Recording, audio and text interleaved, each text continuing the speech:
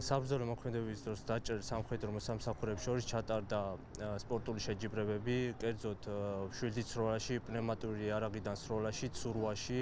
აქედან შეირჩა საუკეთესო მაჩვენებლების 13 სამხედრო მოსამსახურე, რის შემდეგაც 2 კვირის განმავლობაში ინტენსიურად გავდიოდით ამ სამ სპორტის სახეობაში მომზადებას და 2 მარტს მივემგზავრებით კალიფორნიის შტატში პარაოლიმპიადაზე.